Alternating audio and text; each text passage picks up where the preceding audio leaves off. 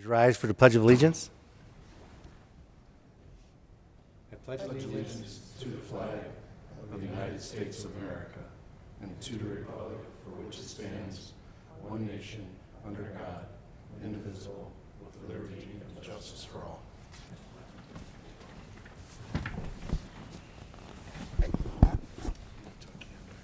Thank you, sir. In my mailbox. Will the clerk please call the roll? Coin, Here. Hilberg, Colasar, Here. Lamb, Here. Rose, Here. Shields, Here. Simpson. Here.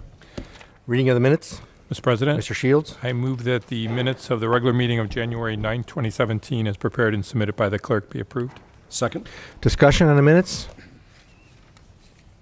Will the clerk please call the roll on the approval of the minutes? Colasar, Yes. Lamb, Yes. Rose, Yes. Shields, Yes. Simpson. Yes. Coin. Yes. Motion passes 6-0. Reports of standing committees. The Finance Committee met prior to council this evening and will again meet prior to the next council meeting. Health, Safety, and Sanitation Committee, Mr. Colzar. Thank you, Mr. President. We have no meeting scheduled and nothing to report. Thank you. Thank you. Public Properties, Mr. Shields. Thank you, Mr. President. No meeting scheduled, though we do have a new item that needs to come before Public Properties on the request for council action, so we'll schedule a meeting soon, but no report this evening. Thank you. Special Legislation, Mr. Lamb. Thank you, Mr. President. No meeting scheduled and nothing to report. Streets and Sidewalks Committee, Mr. Simpson. Thank you, Mr. President. Streets and Sidewalks got a tentative date set for February 13th. That's the next scheduled Finance and Council meeting. If Finance starts at 6 o'clock, we will meet at 5:30 downstairs. If it starts at 5:30, we'll meet at 5 o'clock. Thank you. Thank you. Emerging Technologies Committee, Mr. Rose. Thank you, Mr. President. No meeting scheduled and nothing to report. Thank you. Requests for council action. We have 1713 budget amendment, 1714 elected official salaries, 1715 expenditure over 15,000 for Vance's law enforcement for the PD, 1716 expenditure to Epic Aviation for Jetta Fuel, 1717 2017 Fair Housing Services Agreement and expenditure, 1718 MOU for Medina County Public Transit expenditure, 1719 2017 budget discussion, 1720 job creation grant for Sandridge Food Corporation, 1721 increased purchase order for CT Consultants, ordinance 15616, 1722 expenditure over 15,000 for Sturgis Construction for the Parks Department, and Public Properties. The one item is 1723 amending ordinance 5110 for the Memorial Pool swimming pool rates. Reports of municipal officers. Mayor Hanwell. Thank you, Mr. President. On Sunday, January 15th at 4 in the afternoon, there was a community celebration for the life of Dr. Martin Luther King Jr. at the Methodist Church. The event was planned by the Medina Ministerial Association with music. They actually had a combined choir from churches throughout the region, which was something they hadn't done before and was very nice. And the featured speaker was Pastor Arthur A. Ruffin Sr. From Second Baptist Church in Medina. An offering was taken to support an annual college scholarship to a local youth who displays Dr. Martin Luther King Jr.'s vision with their lives.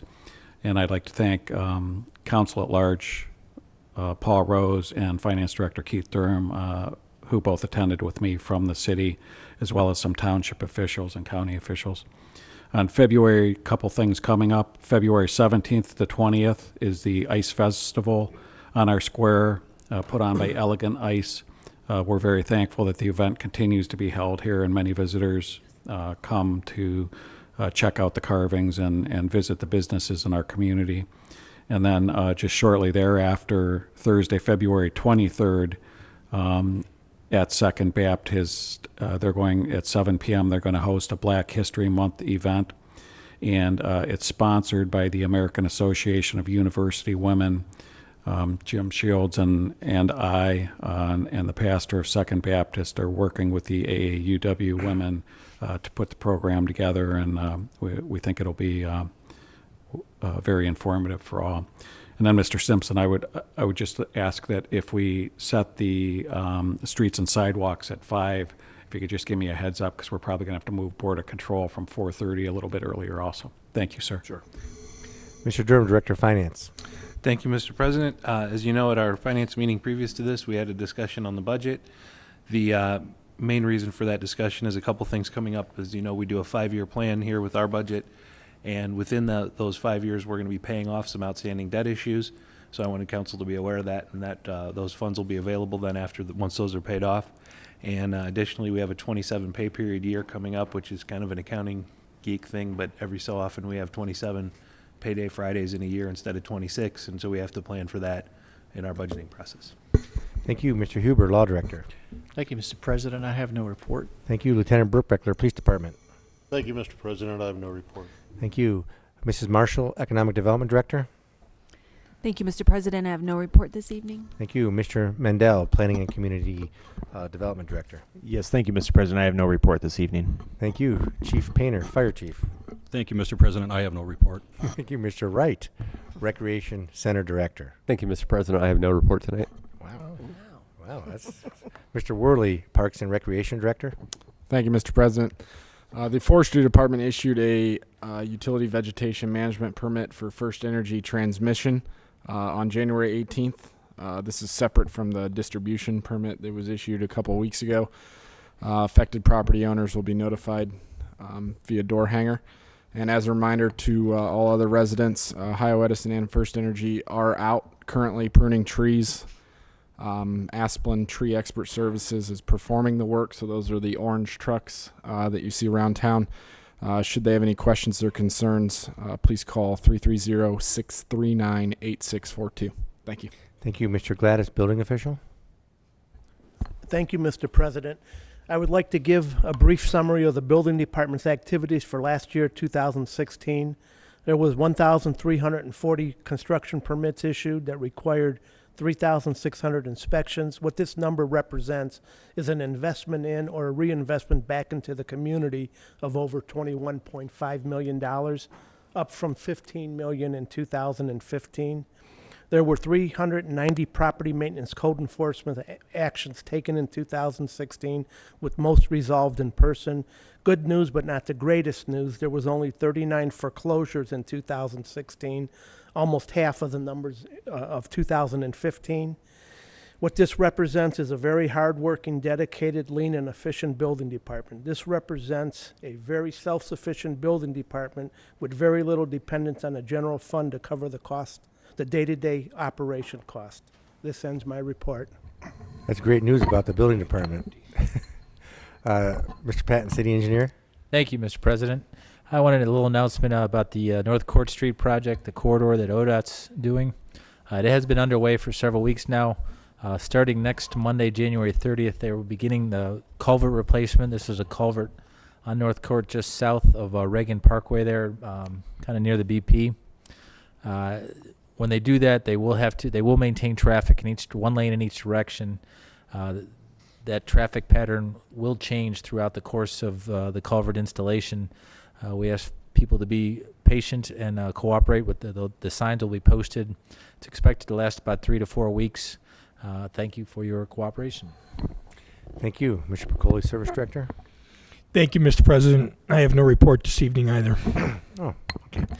Notice of communication and petitions. We have one. We have a liquor permit not to object to the transfer of a C1 and C2 permit from 7-Eleven Inc. doing business as 7-Eleven 36239, 1050 North Court Street to Jammers, JMMRS Corp. doing business as 7-Eleven 36239A, 1050 North Court Street.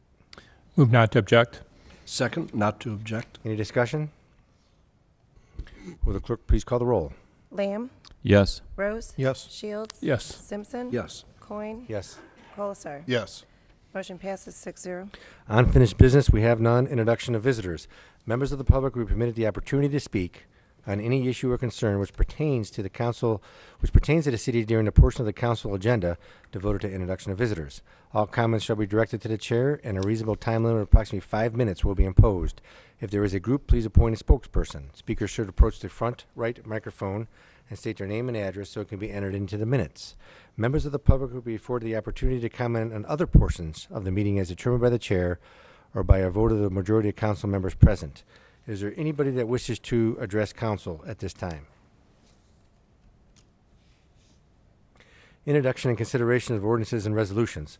Ordinance 917, an ordinance amending Part 11, Sections 1105.0159.1, new, 1105.065, 1127.04, 1137.04, and 1145.04 of the codified ordinances of the City of Medina, Ohio, relative to the new transitional housing use definition and regulatory framework of the Planning and Zoning Code. Move to approve. Second. Discussion, Mr. Mendel? Yes, thank you, Mr. President. This is the outcome of a lengthy process that I had been working with the Planning Commission on. In early 2016, the Planning Commission asked staff to develop zoning regulations for transitional housing. Really, the closest use that we have in the zoning code was group home, and it really didn't fit the specific nature of what transitional housing would be applying to. So I worked to put together a transitional housing use definition, clarifying the with an amendment to the existing group home use definition. Took that to Planning Commission on August 11th, 2016 for review. Planning Commission agreed with the use definitions, and then I brought to them the remaining the regulatory framework, zoning district, permitted use, conditional use, etc. for the proposed new use at the October 13th, 2016 Planning Commission meeting. Planning Commission reviewed it, the full regulatory framework of definitions and different zoning district application, and recommended the amendments to the zoning code to allow for transitional housing uses within the city. That has been passed to you. This went to through those normal processes, went to Finance Committee of the City Council on November 14th, 2016. Public hearing notice period between November 15th and January 8th of 2017. Had a public hearing at the last City Council meeting on January 9th, 2017, and then the review of the ordinance tonight. I would ask that it be approved so we can address this particular type of use within our community, and it does help provide services and the ability of services to help those people in our community that need this type of transitional housing. Thank you. Thank you. Any further discussion on the ordinance? Will clerk please call the roll on adoption of the ordinance? Rose. Yes. Shields. Yes. Simpson. Yes. Coin. Yes. Colasar. Yes. Lamb. Yes. Ordinance 9-17 passes 6-0. Ordinance 10-17, an ordinance approving and accepting the plat, vacating and rededicating Fair Road and dedicating a portion of the Lafayette Road and creating a new city lots 9178 and 9179. Move to approve. Second. Discussion, Mr. Patton? Thank you. This is a project that's been in line for many years. Most folks know the existing Fair Road itself does not lie within the dedicated right-of-way for Fair Road. This plat will correct that. Last month, this was approved by the county commissioners as they own the property at the fair, as well as approved by our own city planning commission. I did want to note at Smith Road, there's kind of a horseshoe. There's two driveways. The new Fair Road, as this plat indicates, will be the westernmost to that driveway. The eastern driveway will be covered by an easement that the city will have the ability to access our pump station and any other properties out there through that. Thank you. And thanks for your work on that. Is there any other council comments? Will the clerk please call the roll on adoption of the ordinance? Shields. Yes. Simpson. Yes. Coin. Yes. Colasar. Yes. Lamb. Yes. Rose. Yes.